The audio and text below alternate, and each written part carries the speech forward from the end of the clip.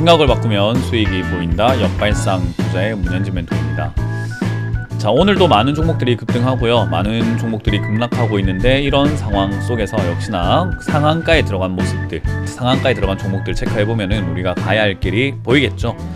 도움이 되신다면은 좋아요와 구독 그리고 알람 설정까지 반드시 부탁드리고요. 오늘도 바로 한번 출발을 해보도록 하겠습니다. 자, 일단 이 시장 먼저 체크를 한번 해볼 텐데요. 시장 자체가 여기가 지지가 되고는 있는 듯한데 아직까지는 뚜렷한 방향성이 있다라는 생각은 들지 않습니다. 여기서 약간 떨어지고 있는 모습으로 계속 진행이 되고 있어요. 그런데 최근 나오고 있는 캔들 5개 정도 요 자리를 한번 이렇게 분봉으로 조금 늘려서 보게 되면은 약간 바닥을 잡으려고 하나라는 형태로 이렇게 한번, 두 번, 세 번 이렇게 지금 반등이 나오고 있죠. 그래서 우리가 일봉으로 보게 되면은 그냥 위아래로 흔들리고만 있다, 불안하게 움직이고만 있다라는 생각이 드는데, 약간 분봉으로 보게 되면은 이게 약간 이런 식으로 바닥을 좀 만드는 형태를 보여주고 있습니다. 그래서 이거를 우리가 흔히 말하는 박스권에 갇혀 있다라고도 할 수 있는, 횡보를 하고 있다라고도 할 수 있는, 뭐 보기에 따라서 횡보를 하면서 바닥을 만드는 것처럼 보이기도 하고요.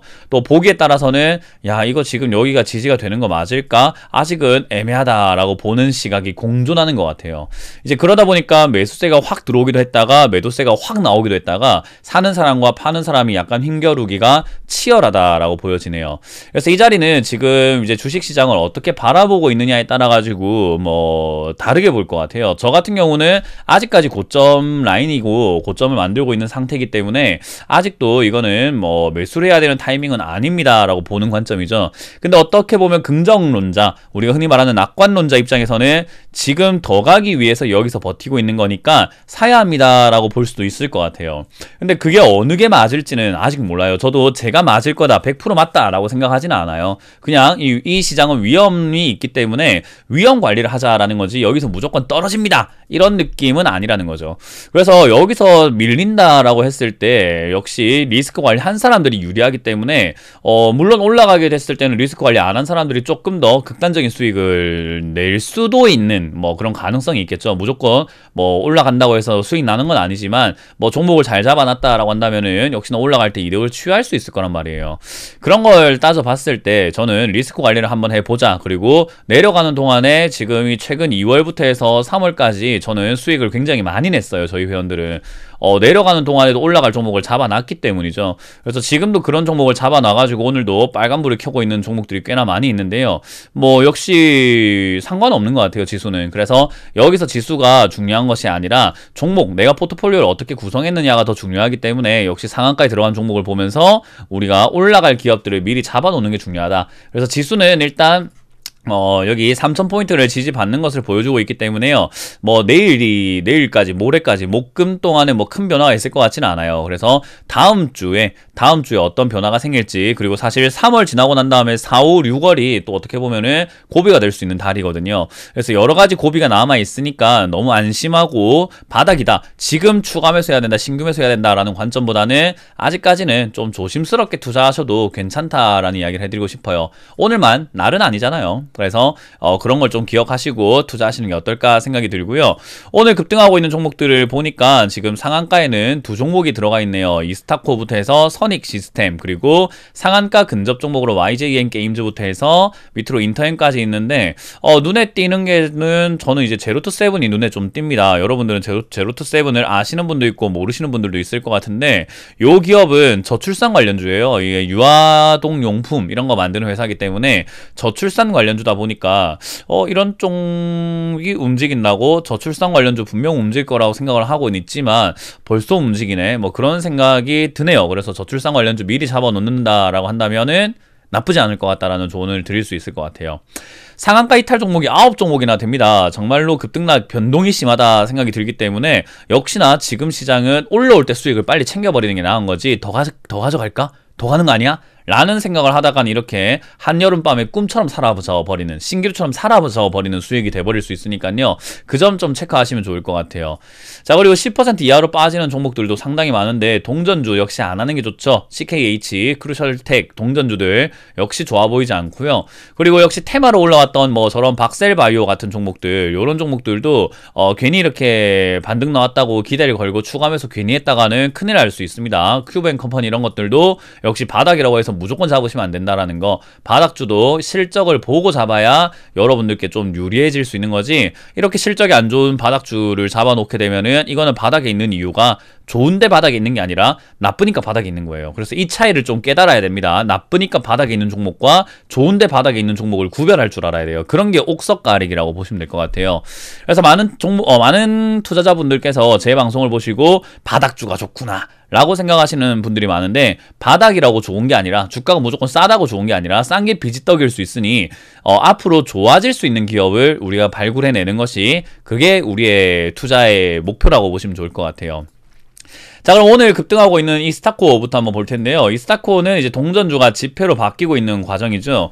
요런 기업들의 결말, EID 이런 거 보시면 알겠죠. EID 이런 거 보시면은 결말이 좋지 않다라는 거. 동전주가 지폐로 바뀐다, 그런 분위기에 투자하시게 되면은 지금 안 좋아요. 지금 동전주가 왜 이렇게 난리를 부리고 있는지 모르겠는데, 아무래도 이렇게 동전주들이 급등할 때 개인 투자자들이 뭣도 모르고 이런 걸 자꾸 이렇게 사기 때문에 이런 일이 발생이 되지 않나, 묻지마 급등세가 만들어지지 않나 싶습니다.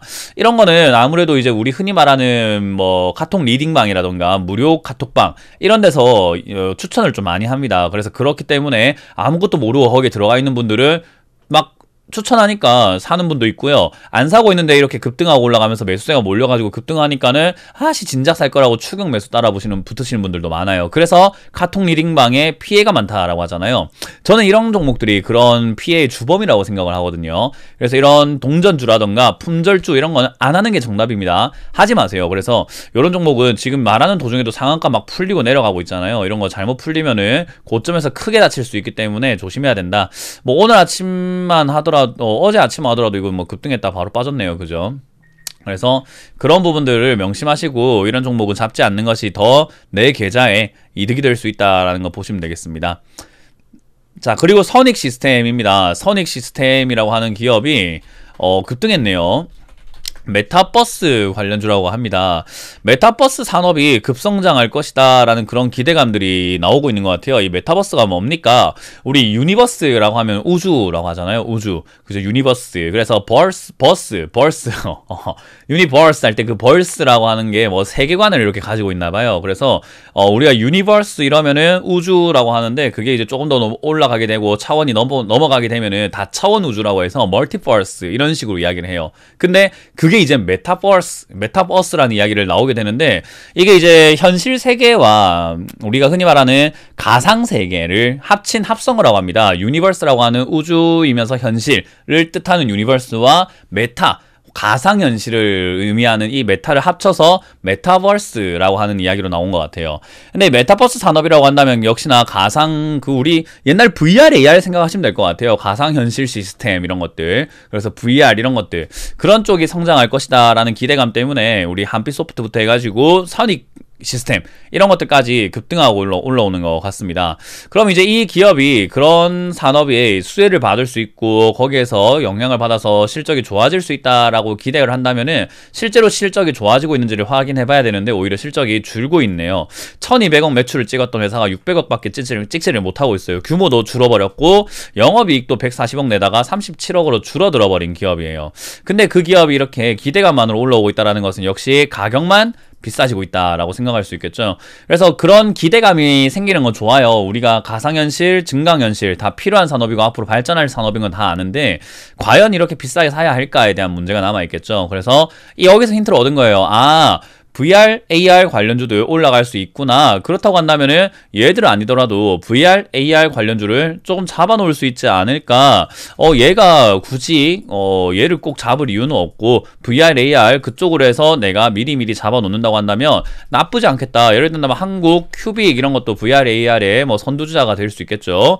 이런 기업들도 지금은 약간 반등 나가려고 막 폼을 잡고 있는 부분이 있습니다. 그럼 이런 기업들의 실적을 보는 거예요. 야, 이 기업은 40 10억, 30억, 60억 벌다가 118억을 벌고 있구나. VR, AR이라고 한다면 이런 기업을 투자해야 되는 것이 아닌가? 그렇게 우리가 한번 생각을 바꿔볼 수 있다라는 거죠. 그래서 한국 큐빅과 같은 기업들과 이거 외에도 많은 기업들, VR, AR 기업들이 굉장히 많기 때문에 오늘은 선익 시스템을 보면서 지금 또 시장의 분위기는 가상현실, 증강현실 쪽으로 눈이 돌아가고 있구나. 그런 관련주 중에서 실적이 잘 나오면서 주가가 아직 많이 올라가지 않은 종목을 내가 잡아봐야 되겠다라고 하는 게 우리 역발상 투자를 보는 이유가 되지 않을까요?